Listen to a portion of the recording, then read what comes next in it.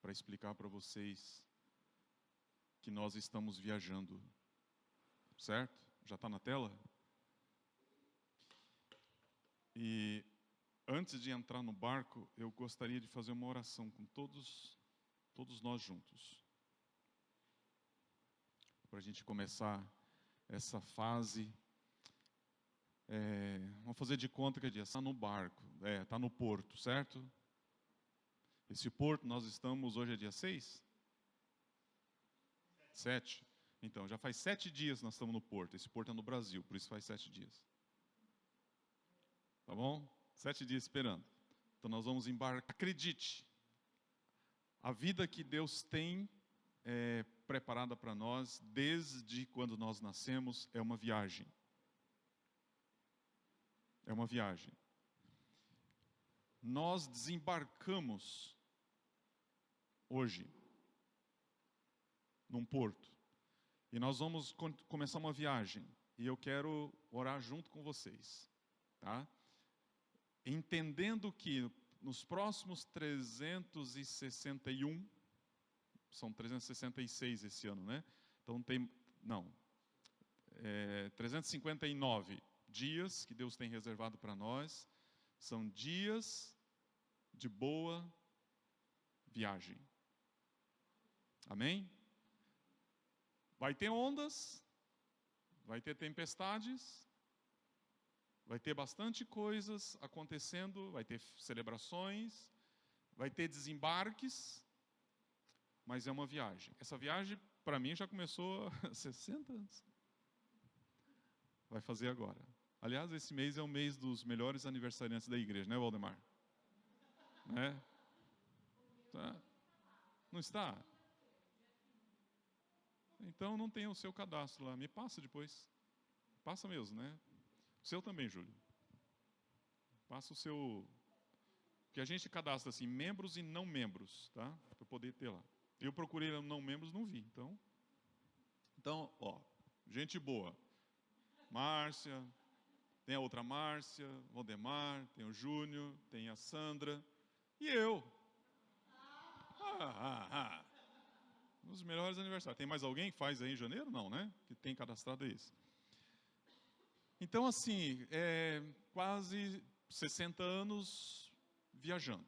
Muitas coisas aconteceram nessa viagem e agora é mais um pedacinho. E esse próximo eu vou caminhar com vocês, vou viajar com vocês, então quero orar com vocês. Baixe sua cabeça e vamos falar com Deus. Deus bondoso, obrigado por esta manhã, obrigado pelos meus irmãos que estão comigo, fazendo companhia nesta hora. Obrigado porque o Senhor os colocou na minha vida. Obrigado porque nós temos coisas para fazer, porque o Senhor tem enchido as nossas mãos.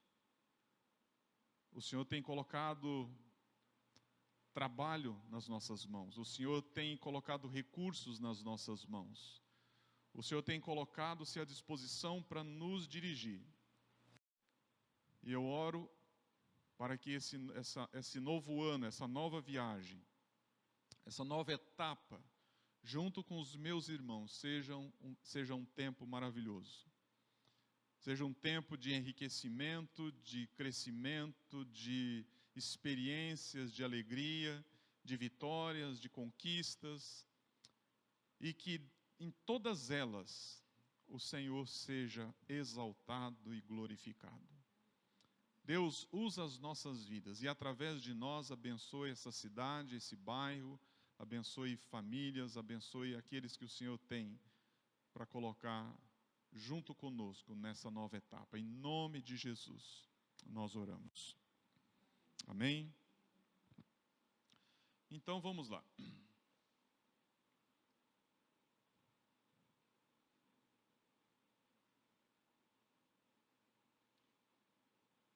Eu falei da analogia. É como se esse ano realmente fosse uma viagem de 366 dias. E aí eu pergunto a você, quem pilota? Isso aqui é só para colocar um pano de fundo, tá? Eu já vou mostrar para você um texto bíblico da experiência de um homem em viagem. Mas para criar um pano de fundo aí, quem pilota esse barco?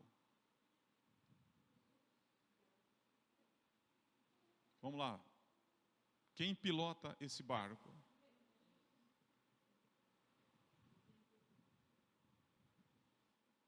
Mais uma vez. Quem pilota esse barco? Quem? Não. Nós. Entenda uma coisa, isso aqui é uma quebra de paradigma. Desde sempre, nós, quando começamos a conhecer o Evangelho, conhecer a vida cristã, conhecer melhor a vontade do nosso Pai Celestial, nós aprendemos algumas frases, alguns mantras, algumas orações, algumas coisas que são, vamos dizer assim, alguns pensamentos espiritualizados. E aí nós acreditamos nisso e começamos a repetir isso uns para os outros. E começamos a repetir até isso virar algo que nós falamos sem saber o sentido. Mas quando nós vamos para a Bíblia e começamos a conhecer Deus de uma forma mais aprofundada, a vontade dEle para nós começamos a corrigir algumas coisas. E uma delas é essa: Deus cuida da direção do meu barco. Deus cuida aprendemos com as crianças aquela musiquinha, né? Com Cristo no barco tudo vai muito bem. Isso é verdade? Agora vocês estão com medo de responder, né? É verdade. Com Cristo no barco tudo vai muito bem. Agora lembra de uma coisa: quem estava cuidando do barco naquela musiquinha baseada num texto bíblico?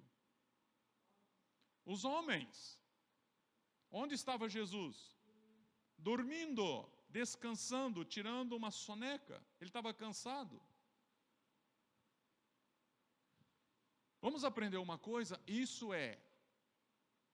vocês vão ouvir esse ano eu repetir bastante isso. Nós precisamos assumir responsabilidades na nossa vida. Guarda isso. Nós precisamos aprender a assumir responsabilidades. E agora eu vou colocar diferente. Neste ano, nós vamos ser mais responsáveis com as nossas atitudes, com as nossas decisões, com aquilo que Deus colocou em nossas mãos. Por quê? Porque em nenhum lugar na Bíblia você vai encontrar Deus dizendo assim: no barco da sua vida eu estou dirigindo, no leme eu estou dirigindo, no manche do avião eu estou dirigindo. Ah, mas ele é o comandante. Sim, ele é o comandante. Agora, ele nos dá responsabilidade. Tira da cabeça a ideia de que tudo é Deus que tem que fazer e você tem que cobrar dele. Deus não precisa disso. Ele não precisa provar quem ele é. Ele não precisa dizer quem ele é. Ele não precisa ser agradado fazendo coisas para nós. Ele não precisa.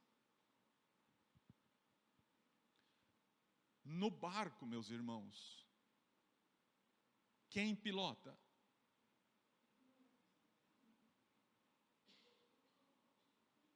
Deixa eu colocar aqui. Nós é quem? Nós é quem? Seu irmão. É seu irmão. Você pode imaginar você pilotando um barco com todas essas pessoas dentro? Comece a imaginar. Camila, você consegue imaginar você Começa a imaginar. Mas como? Elas têm habilitação para isso? Vocês têm habilitação? Não? Quem aqui tem habilitação para pilotar um barco pela Marinha do Brasil? Ninguém. E aí? E aí, como é que fica? Todos iguais. Mas Deus é o Deus que capacita, é o Deus que coloca, e quando Deus coloca alguém ali, você confia no seu irmão. O seu irmão vai errar, de vez em quando ele vai dar uma virada no leme, que vai dar uma ânsia daquela que joga tudo para fora. É o seu irmão. Nós estamos no mesmo barco. O Senhor está conosco no barco, mas quem está pilotando somos nós. Há revezamento. Uma hora é eu, outra hora é você. Agora, isso é responsabilidade com a vida que Deus nos deu. É responsabilidade com os dias que Deus nos deu. É responsabilidade com o destino que Deus nos deu. Ainda que nós cremos, e vamos crer sempre, que o Senhor é o Deus que conduz a história, que conduz o nosso destino, nós vamos lembrar que há partes que somos nós que executamos. Amém? Há coisas que Deus não faz para que nós façamos. Então, por favor, pare de ficar pedindo e comece a fazer juntamente com os seus irmãos. Os seus irmãos fazem para a glória de Deus. A igreja faz para a glória de Deus. Ah, mas nós não podemos, pastor. Quando nós não pudermos, o Senhor entra em ação. Não é assim? Quando nós não pudermos, o Senhor entra em ação. Quando a coisa está feia, quando a gente enxerga fantasmas sobre as águas, quando a gente enxerga uma tempestade que não dá conta, quando a gente enxerga dias escuros, quando a gente começa a perder a esperança, o Senhor entra em ação. Sempre foi assim. Mas o nosso evangelho, o nosso modo cristão dos dias atuais, tem feito com que boa parte dos crentes vivem uma experiência de sensibilidade tão grande, um mimimi tão grande, só que só consigo, não é com o próximo. É sempre se protegendo, é sempre se defendendo, é sempre exigindo direitos. É sempre dizendo, não me toque, não me faça. Deus cuida de mim. Deus faça isso para mim. Deus, olha eu aqui. Se o Senhor não fizer, eu vou ficar muito bravo. Se os meus irmãos não fizerem para mim, eu vou ficar muito chateado. Assuma a sua responsabilidade como homem e mulher de Deus. Olhe para Ele. Diz, Senhor, o que temos para hoje? O que temos para essa viagem? O que temos? Porque pilotar, nenhum de nós sabemos, mas todos nós pilotamos, porque nós somos um corpo, nós somos uma família, estamos no mesmo barco, temos todos o mesmo Deus. Fomos batizados na mesma fé, no mesmo Espírito, no mesmo batismo, temos o mesmo Senhor. Amém? Então, quem pilota o barco? Vamos lá de novo. Quem pilota o barco 2024 da nossa vida? Nós. Ah, não é Deus. Ele está conosco, mas Ele pôs você lá. Ele diz, vamos lá, você sabe. Você sabe. Qual o destino? Já entramos no barco. Para onde vamos? E aí, para onde vamos? Desde quando nós nascemos, desde quando recebemos Jesus como Salvador, Deus não nos fez para largar sobre a terra e dizer assim, se virem. Gente, nem os animais são assim. Você acha que Deus colocou os animais sobre a terra e diz assim, se virem, lei da sobrevivência, o mais forte vence. Você acha que é assim? Já estudaram na escola a cadeia alimentar? Já estudaram na história ou nos dias de hoje, você pode constatar tudo isso? O equilíbrio na natureza, criada pelos animais. Vamos dar um exemplo que hoje é um motivo de grande preocupação no mundo: o extermínio de abelhas. O que isso pode causar no mundo em pouco tempo? Ah, pastor, não vai ter mais mel? Não é mel. O mel você consegue de outro jeito. Mel que não é de abelha.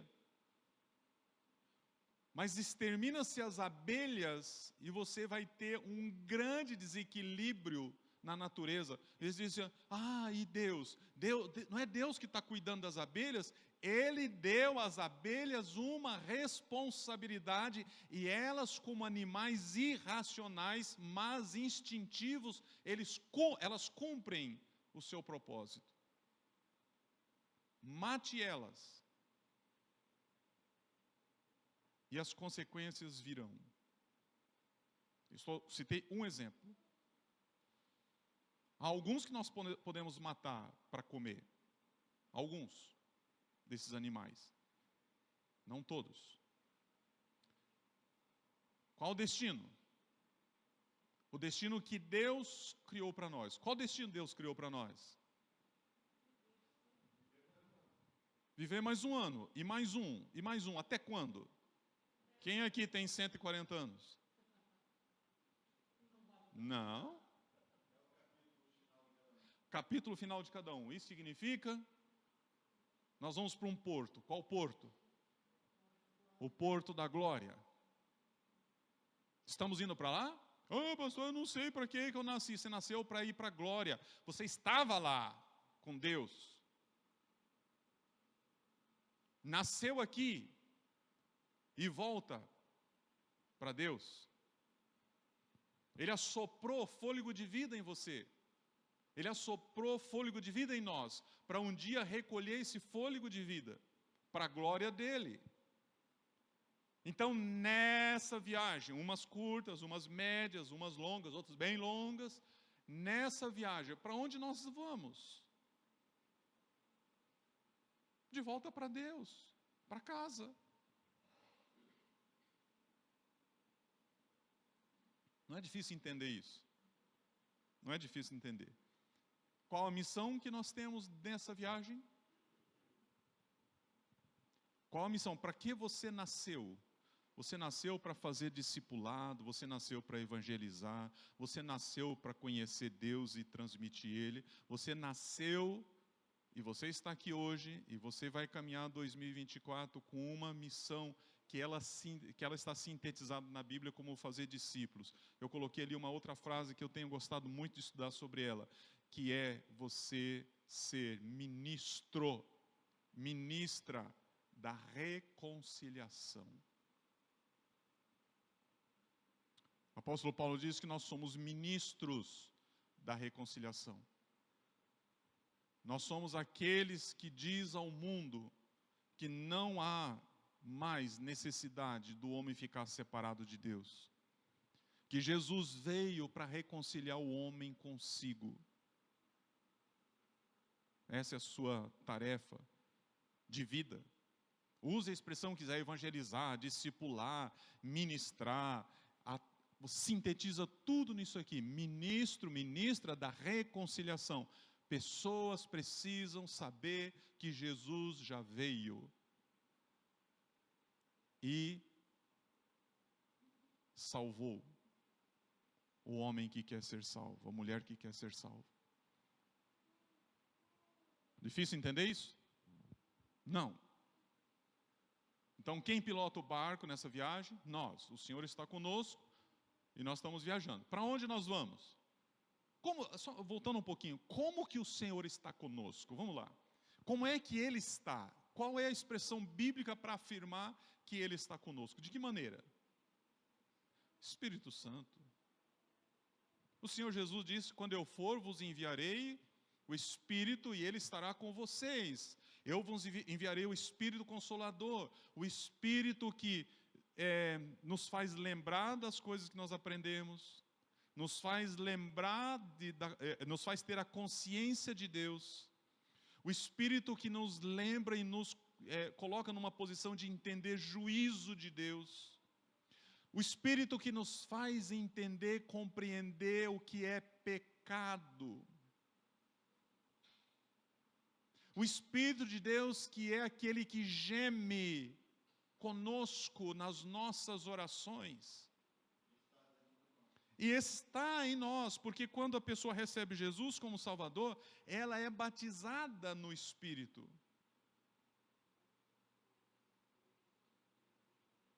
Gente, quem disse isso foi Jesus. Ele disse: eu vou e eu envio. E para simplificar, para que os discípulos não esquecessem isso, o que ele fez numa conversa, quando ele estava prometendo aos discípulos isso? Ele assoprou sobre eles: ó, recebam o Espírito. Na hora não aconteceu nada. Só que esse sopro de Jesus deu uma volta no céu e desceu no dia de Pentecostes. Esse fôlego, esse assopro, esse vento veio e ali iniciou a experiência de enchimento do Espírito, batismo do Espírito para os primeiros crentes. Então Ele está conosco. Ele está conosco aqui? Num banheiro da sua casa, Ele está com você? Lá na fábrica, Ele está com você? No escritório? No hospital? Sempre. Ele é companheiro. Não falha, nunca falhou. Nunca falhou. Jamais falhará. Ah, pastor, mas eu não sinto.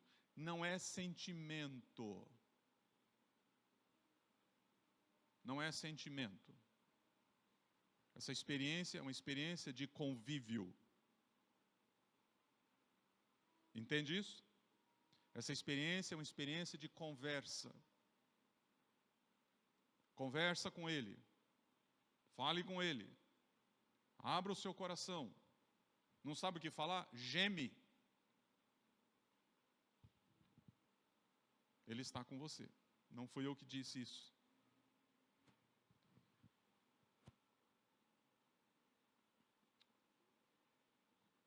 Como eu disse agora há pouco, nessa viagem, nós temos o quê?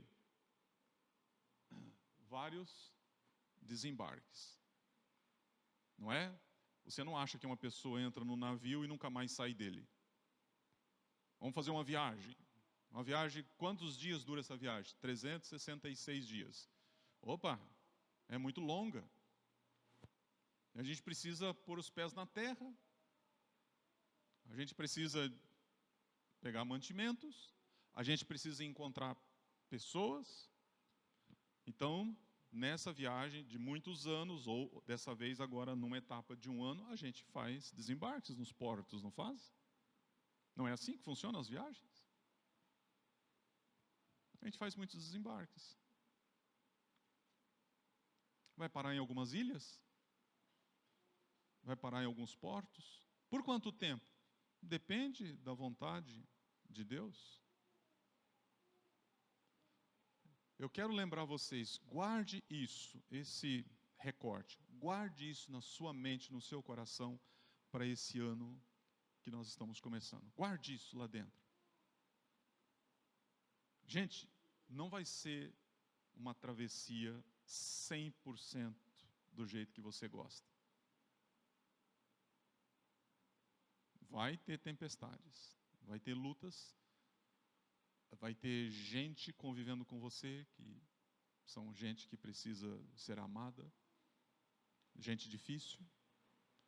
Vai entrar gente nos portos, vão entrar outros.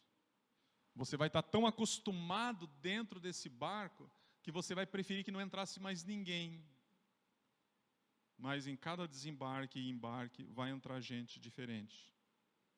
E nem sempre são pessoas fáceis de lidar. Guarda isso na sua mente. Vamos fazer isso? Durante esse ano, lembra disso. Todas as vezes que você tiver com dificuldade. Oh, mas quem é que está pilotando esse barco hoje? Oh, esse barco hoje está muito devagar. Esse barco está muito rápido. Parece que esse barco está fora da rota. Vai lá falar com o seu irmão. Ele está lá no leme. Conversa com ele. Ajuda ele se ele tiver com dificuldade. Porque amanhã vai ser você. Então eu quero convidar vocês para a gente ler junto um texto de um sujeito na Bíblia que foi mandado para uma cidade. Foi mandado para fazer uma viagem. E aqui começa a nossa experiência de viajar, fazendo aquilo que Deus manda fazer. O livro de Jonas, o profeta do Antigo Testamento, nós vamos ler alguns versículos. Se você quiser acompanhar na tela, a gente acompanha aqui na tela. A palavra do Senhor, começando aí no primeiro versículo, a palavra do Senhor veio a Jonas, filho de Amitai, com esta ordem: vá depressa à cidade de Nínive e pregue contra ela, porque a sua maldade subiu até a minha presença. Mas Jonas fugiu da presença do Senhor, dirigindo-se para Tarsis. Desceu à cidade de Jope, onde encontrou um navio que se destinava àquele porto. Depois de pagar a passagem, embarcou para Tarsis para fugir da presença do Senhor. O Senhor, porém, fez soprar um forte vento sobre o mar, e caiu uma tempestade tão violenta que o barco ameaçava arrebentar-se. Todos os marinheiros ficaram com medo e cada um clamava ao seu próprio Deus. E atiraram as cargas ao mar para tornar mais leve o navio. Enquanto isso, Jonas, que tinha descido para o porão e se deitado, dormia profundamente.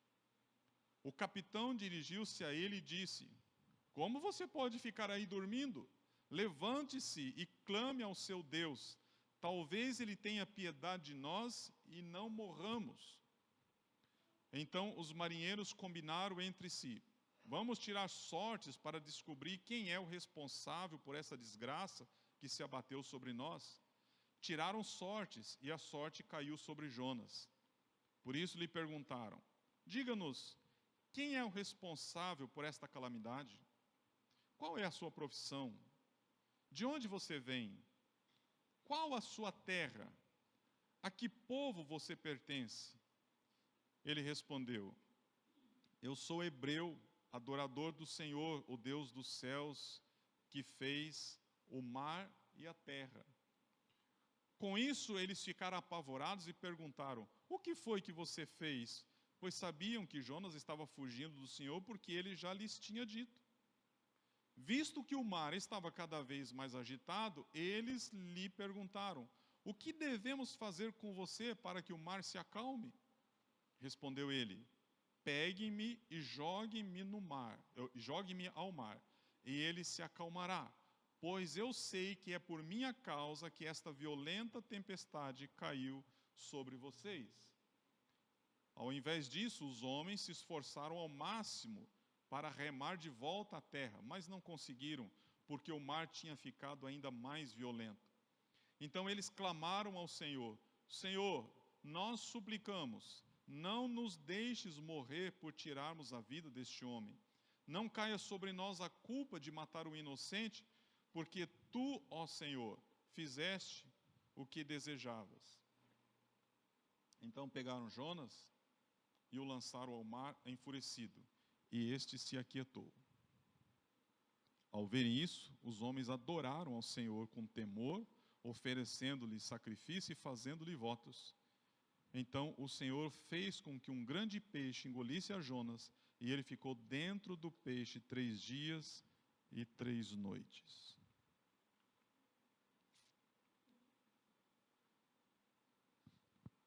E aí? Tem Jonas aqui hoje? Tem algum Jonas aqui? Tem alguma Joana? Quero passar esse texto rapidinho com vocês, porque isso é passagem para você sentar, ler, reler e fazer perguntas a Deus. Havia uma cidade chamada Nínive, diz a palavra do Senhor que a maldade deles subiu até Deus. De uma forma que Deus diz: vou acabar com eles. Não é possível esse povo continuar fazendo isso, porque lá no passado, Deus já teve que acabar com o mundo existente na época por causa da maldade dos homens. E agora levanta uma cidade que começa a fazer isso, e a tendência é que a rede mundial, né, seja fechada ao redor desse comportamento. E antes que isso aconteça, Deus diz: eu vou destruir eles. Mas eu sou um Deus misericordioso, eu sou um Deus longânimo, eu sou um Deus que dou chances para eles. Vou levantar um homem e vou mandar ele lá avisar eles. Levantou Jonas e disse: você vai, pregue para eles, diz para eles o que eu sinto, diz para eles o que eu penso, diz para eles que eles precisam ter responsabilidades com os atos deles, que eles precisam assumir que eles estão pecando. Diz para eles que eu peço que parem. E não somente parem o que estão fazendo, mas que comece agora a fazer o bem. Isso é arrependimento. Para de fazer o mal, mas não somente para de fazer o mal, mas comece a fazer o bem. Diz para mim aqui, quantos de vocês sabem falar isso para alguém? Mensagem simples assim. Quantos de vocês sabem dizer para um grupo de pessoas, ou para uma família, ou para uma pessoa, ou para um grupo como esse que está aqui hoje, esse grupo bonito, da igreja mais bonita da cidade, né? Quantos de vocês são capazes de trazer uma mensagem dessa de 5, 3 minutos? Todos. Todos. A mensagem é difícil? Nenhuma. O que eu tenho que falar? Deus disse para ele. É o que Deus disse para nós. Só tem que falar. Mas,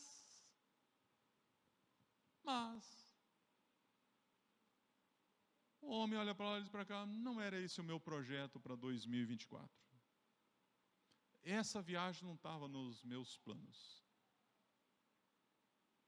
Não é esse, não é, eu não penso assim. O que Jonas pensava? O que Jonas pensava? Vocês sabem? O raciocínio de Jonas é mais ou menos assim: os ninivitas não são um povo amigável, não são nossos amigos, não são simpáticos. Se Deus está querendo destruir eles, que destrua. Eles merecem. E olha que contradição. O mesmo Jonas que acha que pode fugir da presença de Deus, é o Jonas que acredita que Deus faz as coisas. Porque ele pensa assim: vai que eu fale, e eles se arrependam, e eles se arrependendo não tem destruição, e continuam vivendo aqui perto da gente. E aí ele intentou no coração dele o quê? Fugir. Deixa eu voltar o texto lá para ficar mais fácil para vocês ir acompanhando. Ele intentou o quê? Fugir. É possível fugir de Deus? Já tentaram? Já, né? Hoje ele não está vendo. Está tendo tanta coisa no mundo, ele está tão ocupadão. Hoje ele não está vendo. Ou eu estou tão sozinho nesse mundo que Deus nem se importa comigo. Eu estou aqui nesse canto que Deus não se importa comigo. Ele nem vê o que eu faço. Ele não ouve as minhas orações. Ele não sabe que eu existo. Então eu posso fazer o que eu quiser. Alguém aqui? Então, ele resolveu desembarcar noutra cidade, noutro lugar. Comprou a passagem, foi para lá. Só que nessa viagem, o que diz a Bíblia? O Senhor fez soprar um forte vento sobre o mar. E o navio, o barco, aqui fala navio, mas é um barco com remadores. Navio grande, né? Um barco grande, melhor dizendo. Estava quase se arrebentando. Agora eu gostaria de fazer um apelo aqui para você, já que nós vamos viajar juntos. Certo? Por favor, não seja Jonas. Eu só viajei de barco uma vez, numa pescaria, que não existiu. Porque ou eu deitava, ou eu ficava sentado, vomitando. Não tinha tempestade. Era só o balanço do barco. E eu pus os pés em terra e disse para mim mesmo, nunca mais. Aí eu fico imaginando num barco, balançando com uma tempestade por sua causa. Eu vou vomitar em você.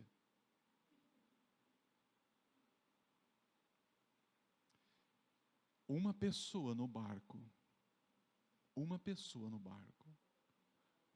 pode arruinar uma viagem se ele estiver tentando fugir de Deus. Oh, pastor, mas isso é só uma história lá do Antigo Testamento. Não é uma história apenas. A Bíblia se interpreta, ela se interliga. A palavra de Deus diz que no Novo Testamento, quando Jesus deixa essas figuras mais conhecidas daquela época, quando no Novo Testamento vai usar expressões mais claras para nós hoje, vai dizer assim, nós somos um corpo. Se uma unha encrava, o teu corpo inteiro sente. Estou falando besteira?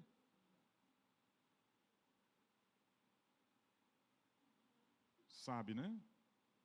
Mas é só daqui para baixo, né? A Márcia pode explicar, mas é só daqui para baixo. Por que eu estou tão mal? É porque tornozelo, pé, faz parte da sua cabeça. E até onde eu sei da história, levou o Júlio junto, na escada. Né? O braço, está entendendo? O marido vai ajudar e puxa tudo, mas que culpa eu tenho? Você é meu marido. Mas eu não tenho culpa de você ter se machucado. Você é meu marido, eu te levo junto. Na saúde, na doença, na alegria, na tristeza, no osso inteiro, osso quebrado, juntos. Cada um foi para um hospital, né? Cada um com uma ambulância, cada um com numa ambulância. Mas por quê? Porque estavam juntos. No barco, meus irmãos, juntos é como um corpo. Não é? Veja, eu gosto tanto dessas comparações, porque Deus está deixando para nós muito claro. Eu amo os meus filhos, eu coloco os meus filhos juntos, meus filhos formam a minha família, e vocês precisam aprender a viver e conviver. Vocês precisam entender que o erro de um é o erro de todos. O pecado de um é o pecado de todos. O acerto de um é o acerto de todos.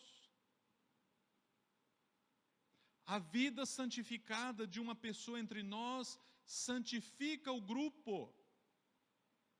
Começa no casamento, a Bíblia diz lá em 1 Coríntios, o casamento onde tem um santificado, santifica o casamento.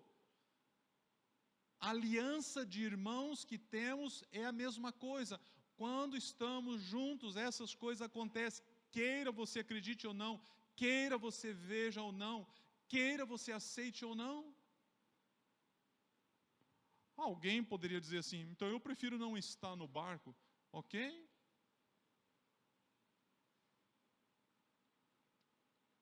É uma escolha. Diz para mim, se você não tivesse nesse barco, dessa família aqui, vamos resumir nisso aqui, onde você estaria?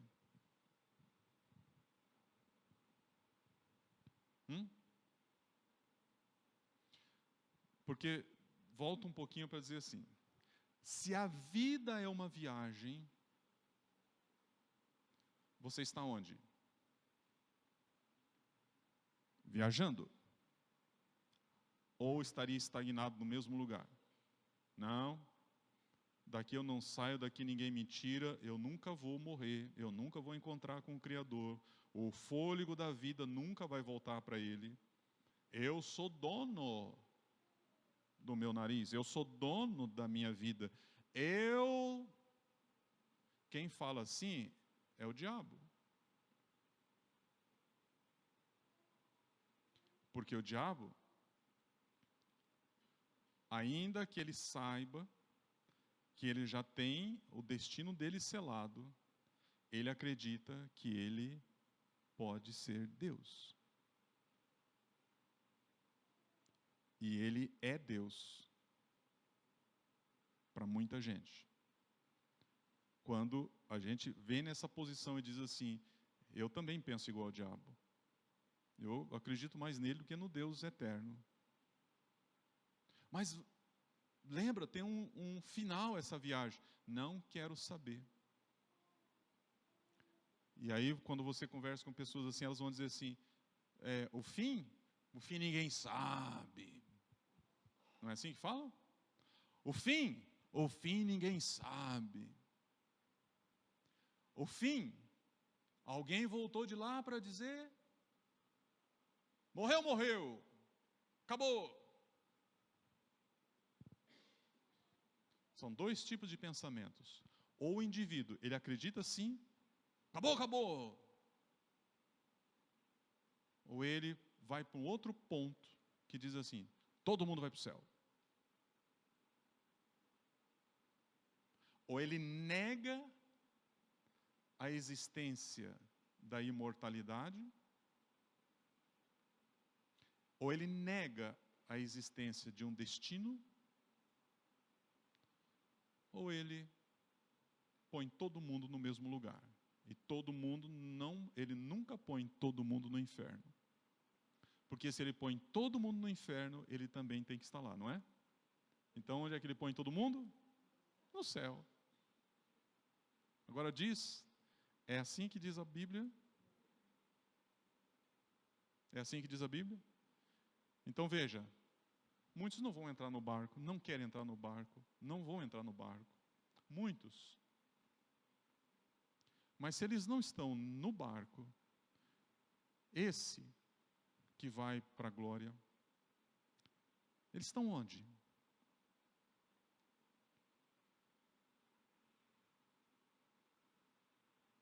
Em outro barco.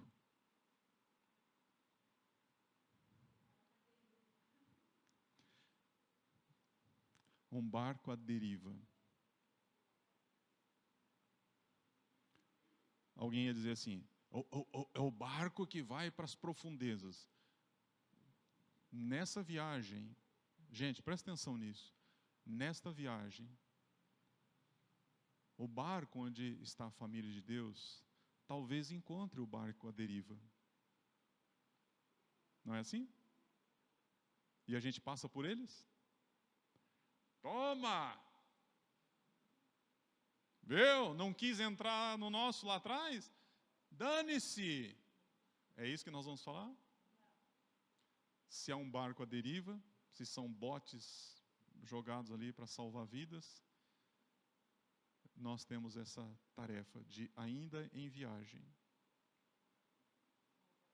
Ninguém foge de Deus, gente.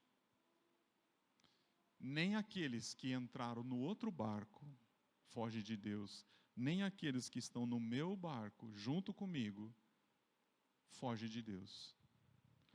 Aliás, aqueles lá não vão sentir tanto. Agora, esses aqui, quando alguém no barco tentar fugir da presença de Deus, vai causar problema para o barco todo, para a viagem toda. Eu vou continuar domingo que vem, mas eu queria que você fosse para casa hoje, pensando seriamente a respeito disso. Deus deu uma mensagem, eu vou mostrar depois para vocês. Deus deu uma mensagem. Aliás, Deus deu um destino para você. Ele deu uma mensagem para você. Ele deu recursos. Alguma vez aqui a gente falou do mantimento no barco? Não. Do combustível? Não. Não se preocupe, porque isso o Senhor provê. Amém? Não se preocupe com isso. Porque esse barco tem um comandante. E é responsabilidade do comandante ter todas as coisas organizadas, inclusive todo o suprimento. E ele provê tudo isso. A nossa tarefa é entrar no barco, e nós entramos. Então, nesse tempo, onde a gente embarca, a gente no trajeto encontra pessoas perdidas, naufragando, é nossa tarefa trazer elas para Deus. Não é salvar elas, porque a gente não salva. Ninguém salva ninguém. A gente influencia, mas não salva. Talvez você vai jogar uma corda para um barco à deriva, e ele vai pegar a corda de volta e... Não quero! Talvez você vai jogar a boia, e o sujeito vai furar a boia. Não preciso de vocês. Isso não é conosco. Para a gente fechar, vamos fazer uma coisa, uma proposta para vocês.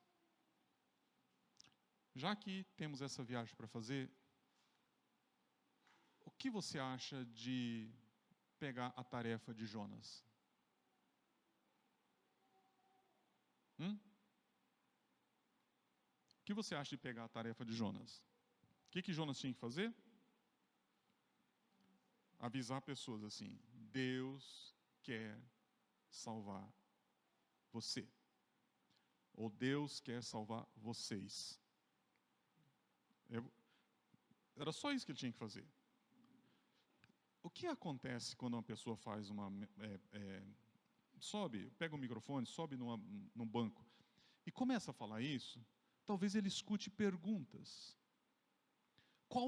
Vamos fazer de conta. Deixa eu pegar um grupinho. Esse grupinho aqui, tá? Olha aqui para trás.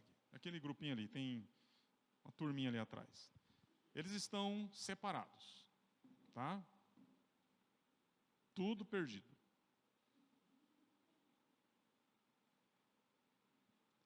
Aqui no meio há um abismo, há um vale bem grande, tá? Que não parece, mas tem. Eles estão aqui, vocês estão todos aqui, todos portadores de uma mensagem. Aí vocês chegam para eles assim, vai um de cada vez, ou vão em grupo, sei lá. O Jonas foi sozinho. O Jonas ficou fazendo terapia na barriga do peixe. Ficou tratando o assunto dele com Deus.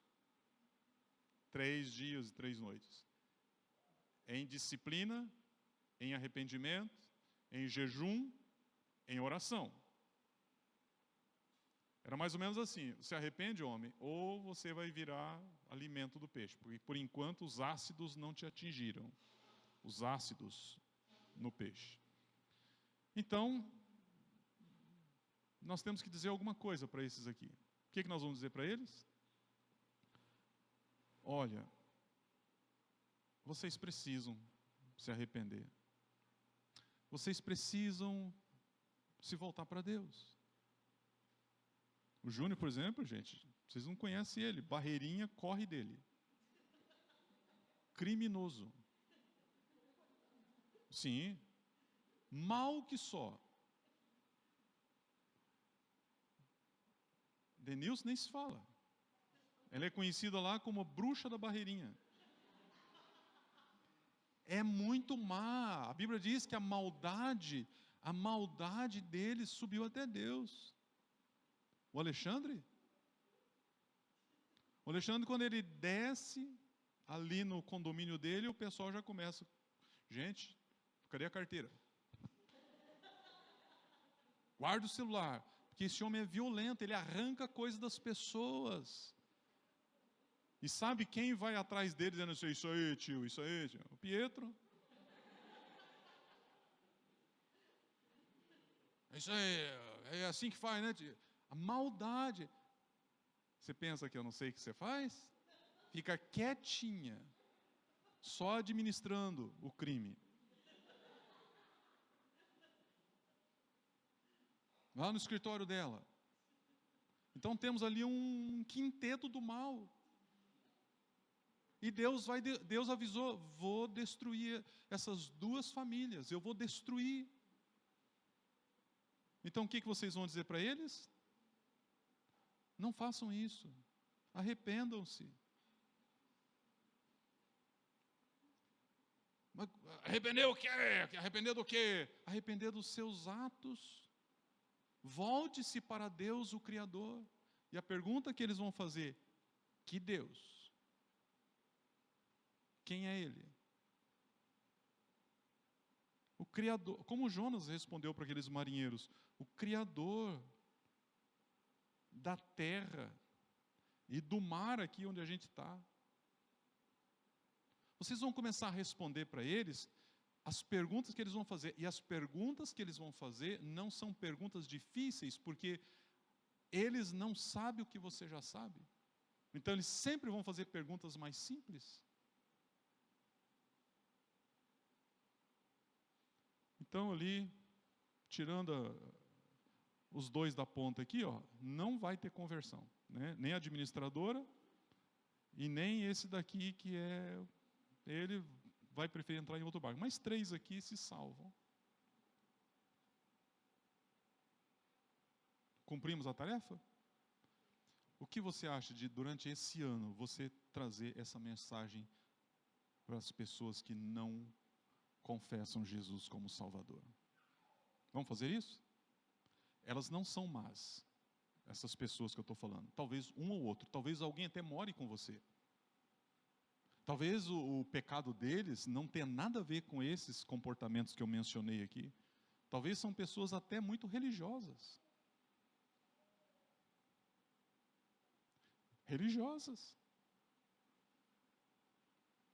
Enquanto você pensa que elas estão fazendo mal, elas estão fazendo bem, só que elas nunca se arrependeram de verdade. Elas estão só aliviando suas consciências, dia após dia. Vamos fazer isso? Aí no final do ano você vai poder chegar para Deus e dizer assim: Senhor, valeu a pena esses 366 dias. Amém? Vamos ficar em pé?